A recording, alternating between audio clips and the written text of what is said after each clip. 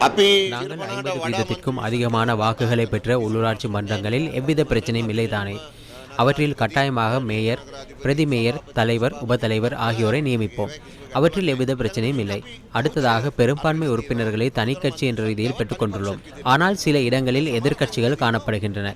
எதிர்க்கட்சி என புதிய கட்சி ஒன்று இருக்கின்றது. அவை அனைத்தையும் ஒன்றிணைத்தால் எங்களை விட அவர்களுக்கு அதிக எண்ணிக்கை இருக்கின்றது.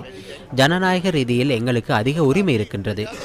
அவ்வாறான இடங்களில் ஆட்சி அமைப்பதற்கு மக்கள் அந்த உரிமையை எங்களுக்கு வழங்கி இருக்கின்றார்கள். மற்றவர்களுக்கு அந்த உரிமை வழங்கப்படவில்லை. எங்களுக்கு பெரும்பான்மை இருக்கும்போது மற்றவர்கள் கொஞ்சம் கொஞ்சமாக ஒன்றிணைந்து தலைவர் பதவி, உபதலைவர் பதவி அல்லது பிரதேச உள்ளூராட்சி மன்றங்களில் ஆட்சி அமைக்க முயற்சிப்பார்களாயின் அது ஜனநாயகத்திற்கு எதிரானதொரு செயல்.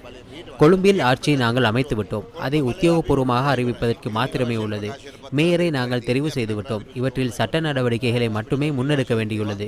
இந்த நடவடிக்கைகளில் உலக ரீதியில் நாங்கள் நிறைவு செய்துவிட்டோம்.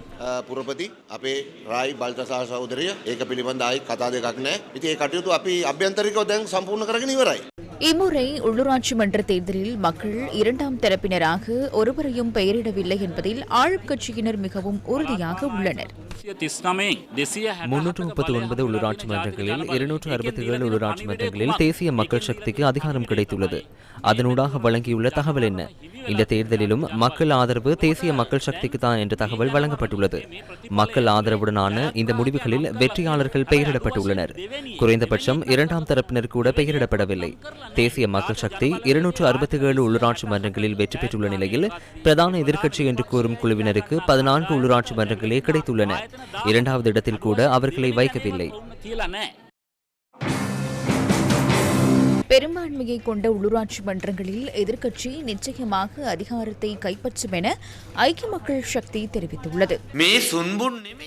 இவர்கள் ஆங்காங்கே கண்டெடுக்கப்பட்ட சிதைவுகள் அல்ல. இந்த நாட்டு மக்களால் தேர்ந்தெடுக்கப்பட்ட உள்ளூராட்சி மன்ற பிரதிநிதிகள். அந்த வகையில் இந்த உள்ளூராட்சி பிரதிநிதிகளை நாம் ஒன்று திரட்டி எதிர்க்கட்சிக்கு பெரும்பான்மை வழங்கினால் அதற்கு தலைமை தாங்குவோம். நிச்சயமாக இந்த உள்ளூராட்சி மன்றங்களில் அதிகாரத்தை அமைப்போம். கொழும்பு மாநகர சபை உள்ளிட்டவற்றை தடுக்க அவர் யார்? அதை தடுக்க முடியாது.